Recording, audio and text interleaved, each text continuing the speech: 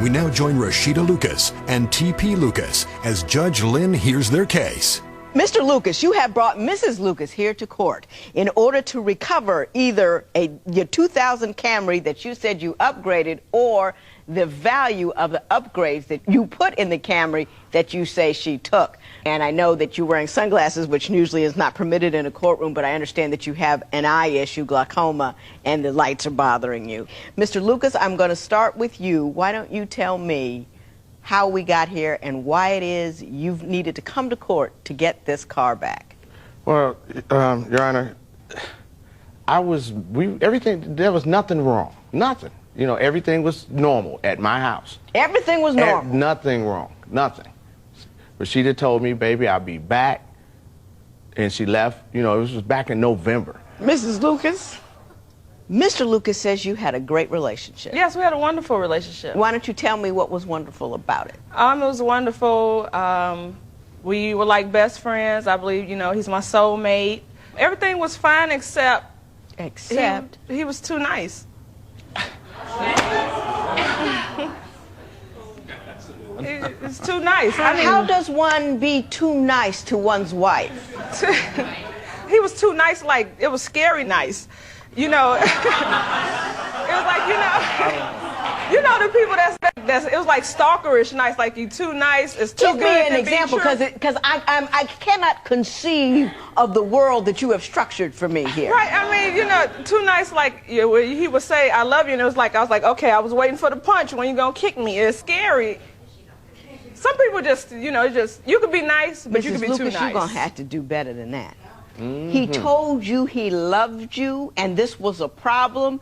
You put up your hands like, when is the punch gonna come? You've been married for 5 years. Has he punched you yet? No.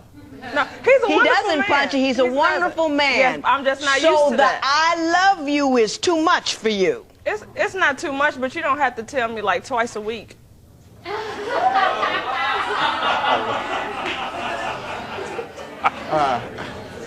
Can't figure that. So if I found you a brother that would run around on you, call your names, and smack you upside the head, you'd be in heaven.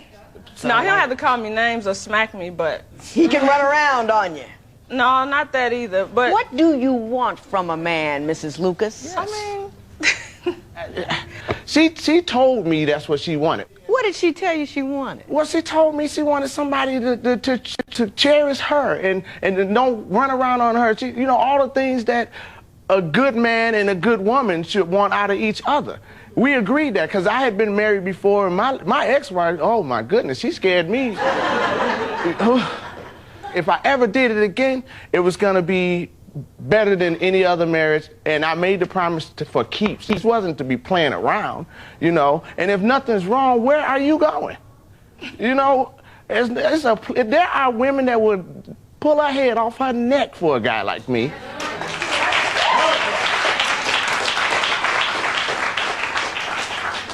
I'm gonna ask you one more time. He made me gain weight. Okay, how did he make you gain weight? Because, I mean, now the man can cook, brother can throw down. But he cooked full-course meals for breakfast, lunch, dinner. 2 o'clock in the morning, if I was hungry, he wouldn't fix me a sandwich. This man would make a whole meatloaf, potatoes, a gravy, vegetables, a big stupid cup of Kool-Aid. I go to sleep right on that. Get up in the morning, he done fix French toast, pancakes, grits, biscuits. So now I'm laying on food on top of the food I just laid on a couple of hours ago. So your complaint is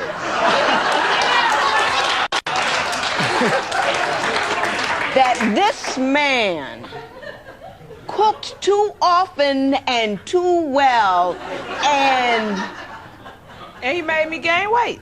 Mrs. Lucas, have you lost your mind? No.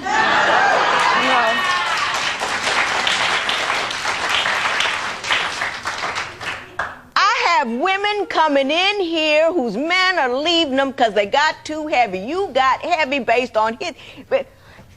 They won't cook, they won't clean, they won't pick up the house, they're controlling, they're unkind. You have got a guy who cooks for you. You have got a guy who doesn't care what size you are. You have got a guy who, who tells you that he loves you without being prompted or looking for sex, and you're telling me that you want to leave him because he treats a good black woman, which we're going to have to qualify, like good black women, a queen ought to be treated. And what you're doing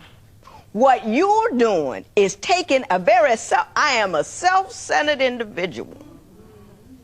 And I don't appreciate what a man has brought to my table. So I'm going to make up some stupid reason to say what it is stupid. And I very rarely say that about anybody. Do I, Joe? I don't say things are stupid. Very rarely, because people have odd points of view. That's okay. But that's stupid. You need to grow up, Mrs. Lucas.